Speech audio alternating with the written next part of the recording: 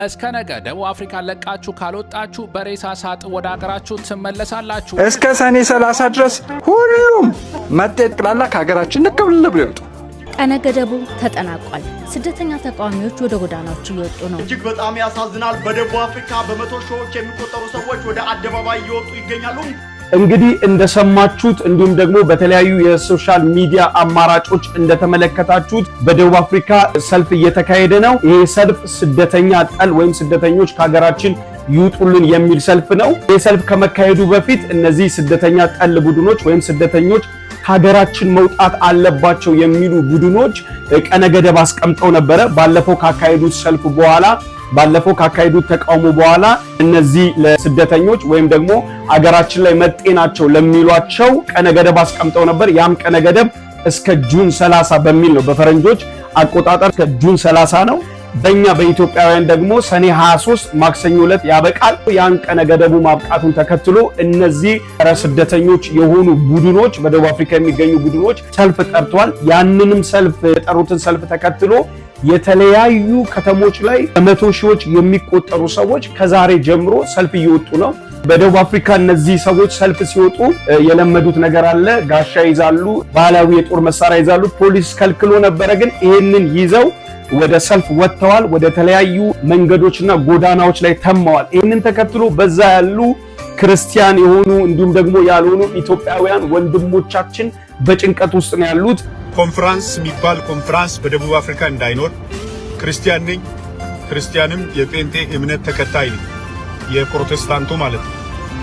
ለብዙ ነገር እየዳረገን ስለሆነ የመንገዶቹ ክራውዶች፣ የመኪናዎቹ ጋጋታ፣ ብዙ ነገሮቹ ከሴፍቲ ሌስ ነው በጣም አንዱ ታርጌት ከተደረጉ ኤሪያዎች አንዱ ስለሆነ ኮንፈረንስ እንዳይኖር ልጅ ገሎ ኮንፈረንስ የለም። ኮንፈረንስ እንዳይኖር ኮንፈረንስ የምታረጉ ሰርግ እንዳይኖር ሰርግ የምታረጉ ይሄኛውን ማይበል እስክናልፍ ድረስ ህዝቡ እንዳይጎዳ ከፈለጋችሁ ህዝቡን ለጉዳት ለመዳረግ ካልፈለጋችሁ ፈጣሪ ባላችሁበት ይጠብቃችሁ፣ ራሳችሁን ጠብቁ። ይሸሽገኛል ወዳሉበት ቦታ ስራቸውን ዘግተው ተደብቀው ወይም ደግሞ ተቀምጠው ነው ያሉት ጥቃት እንዳይደርስባቸው። ምክንያቱም እነዚህ ጸረ ስደተኛ የሆኑ ቡድኖች ዝም ብሎ አይደለም ሱቅ ይሰብራሉ። ባለፈው በነበረው ሰልፍ ብዙ ኢትዮጵያውያን ሱቃቸው፣ ንብረታቸው እንዲሁም በህይወት ጨምሮ ጉዳት ደርሶባቸዋል። ይህንን ተከትሎ በተለያየ የኢትዮጵያ ከተሞች ላይ ለነዚህ በደቡብ አፍሪካ ለሚገኙ ወገኖቻችን ጸሎት እየተካሄደ ነው። በተለይ በደቡብ አካባቢ ያሉ እናቶች እንዲሁም ደግሞ በሆሳና አካባቢ በተለያየ የኢትዮጵያ ከተሞች አካባቢ እግዚአብሔር ጣልቃ እንዲገባ ጸሎት እየተካሄደ ነው። ታላቅ ተጋድሎ እያደረጉ ነው ያሉትና እኛ እንደ ክርስቲያን እንደ ወንጌል አማኝ ለነዚህ ሰዎች ልንጸልይላቸው ይገባል። ምንም እንኳን ይሄንን ሰልፍ የጠሩ ቡድኖች ቢኖሩም ይሄንን ሰልፍ የጠሩ ተቋሞች ቢኖሩም እኛ ምናምነው ከሰው ጀርባ ከክፋት ጀርባ ክፋትን ከሚያደርግ ሰው ጀርባ ከክፉ ሐሳብ ጀርባ ሰይጣን አለ፣ አጋንንት አለ፣ ክፉ አለ። ሰዎች እንዲሞቱ እንዲጎዱ ንብረታቸው እንዲነጠቅ የሚያደርግ ሰይጣን አለ ብለን እናምናለን።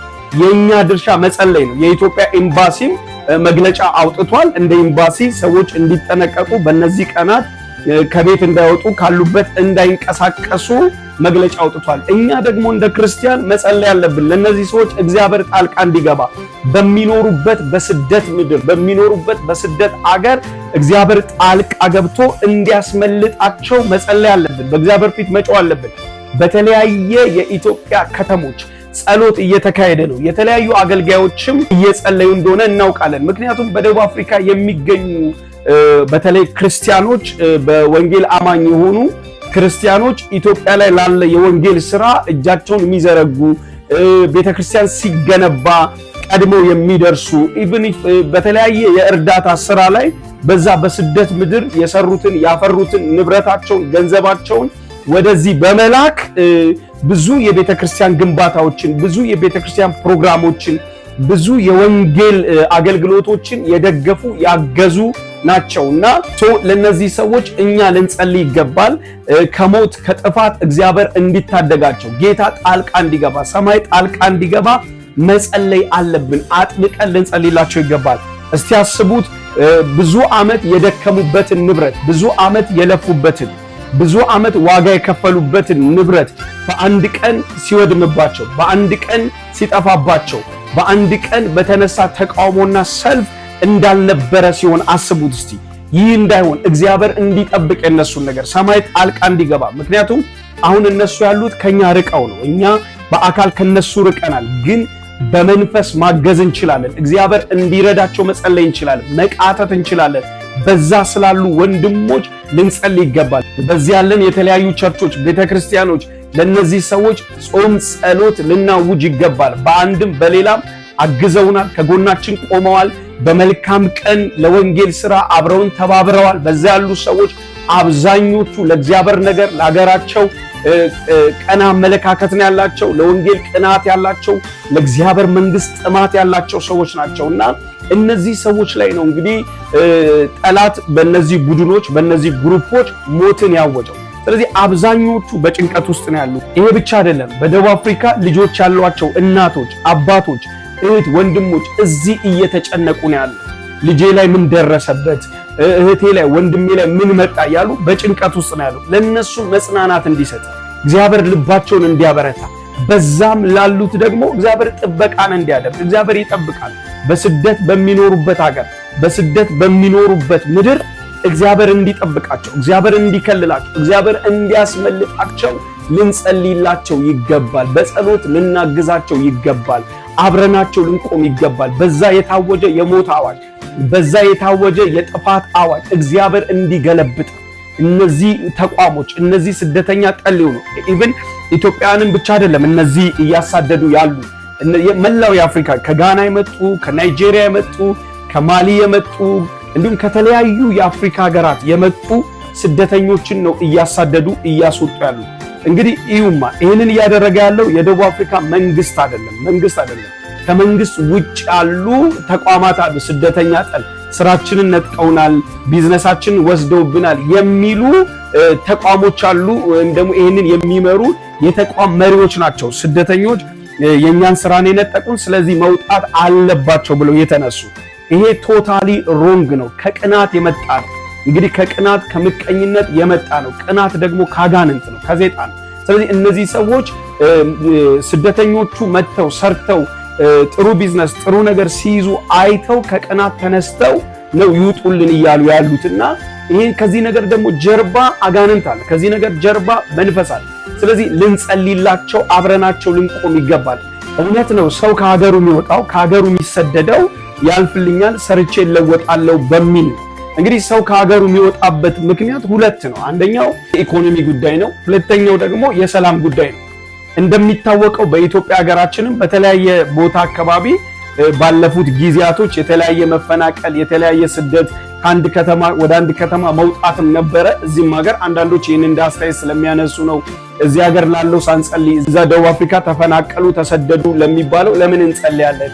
እዚህ ሀገራችንም እኮ ከአንዱ ክልል ወደ አንዱ ከአንዱ ከተማ ወደ አንዱ መፈናቀሎች አሉ ይባላል። አዎ ለዚህም ልንጸልይ ይገባል። ለሀገራችንም ልንጸልይ ይገባል።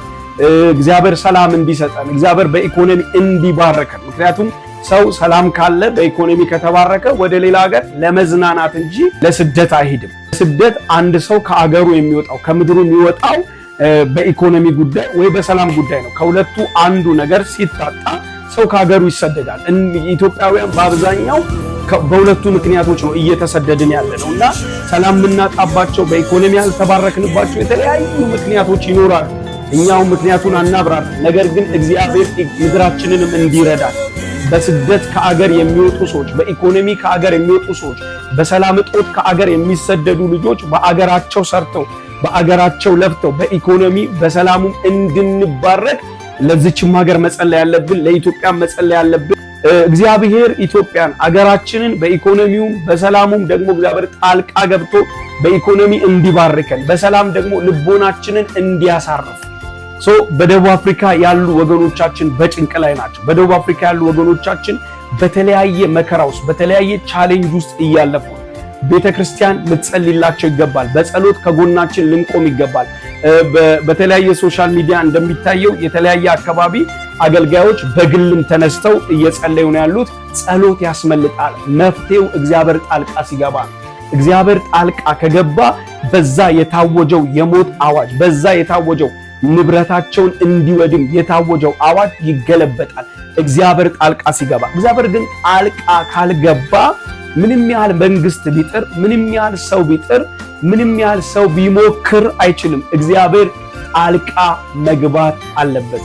እግዚአብሔር ከተማን ካልጠበቀ ሰው በከንቱ ነው የሚደክመው፣ ሰው በከንቱ ነው የሚለፋውና በዛ በደቡብ አፍሪካ ለሚኖሩ ሰዎች ልንጸልይላቸው ይገባል። እግዚአብሔር ጣልቃ እንዲገባ፣ እግዚአብሔር እንዲያስመልጣቸው፣ እግዚአብሔር አምላክ ጣልቃ ገብቶ የተጨነቁትን ንብረታቸው እንዲወድም ጠላት ያዘጋጀው ያንን ምክር እንዲፈርስ መጽሐፍ ቅዱስ በትንቢተ ኢሳይያስ ምዕራፍ 54 ላይ እንደሚናገረው ባንቺ ላይ የተሰራ መሳሪያ አይከናወንም እንደሚል እነዚህ ሰዎች የመከሩት ምክር፣ እነዚህ ሰዎች ያቀዱት እቅድ፣ የጥፋት እቅድ፣ የሞት እቅድ፣ የሐዘን እቅድ እንዲገለበጥ እንጸልያለን።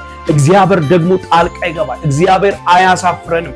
አዎ በዛ ምድር ላይ ጎርፈው የወጡት ለጥፋት ከሆነ ለአመጽ ከሆነ እግዚአብሔር አመጹን እንዲገለብጥ፣ እግዚአብሔር ጥፋቱን እንዲገለብጥ የሚረዳቸው በዛ ለተጨነቁ የተለያየ ሀገር ዜጎች ለኢትዮጵያውያን እግዚአብሔር ጣልቃ እንዲገባ፣ ምክራቸው እንዲፈርስ፣ ያቀዱት ያሰቡት ሐሳብ እንዳይጸና እንጸልያለን። ምክንያቱም አመጽ ከእግዚአብሔር አይደለም። ሰላማዊ ሰልፍ ቢሆን ችግር የለም። በሰላም ሰው ወጥቶ ተቃውሞ ቢገባ ችግር የለም፣ ምንም ችግር የለውም ሰው። እነዚህ ግን እንደዚህ አይደለም። ባለፉ ጊዜያቶች በደቡብ አፍሪካ የሚደረጉ ሰልፎች፣ በደቡብ አፍሪካ የሚደረጉ ተቃውሞዎች እንዳሳዩት እንዳመለከቱት ከሆነ ንብረት ያወድማሉ፣ የሰው ሕይወት ያጠፋሉ፣ ስደተኛን ያሳድዳሉ፣ መሃል ከብተው ያዋክባሉ፣ ያስጨንቃሉ። መጽሐፍ ቅዱስ ደግሞ ይቃወማል። ኢቭን በስደተኛ ላይ የሚደረገውን እንደነዚህ አይነት ድርጊት መጽሐፍ ቅዱስ ይቃወማል። እግዚአብሔር ለሙሴ ከሰጠው ነገር አንዱ ይሄ ነው። በቃ ስደተኛውን አትበድል የሚል ነው።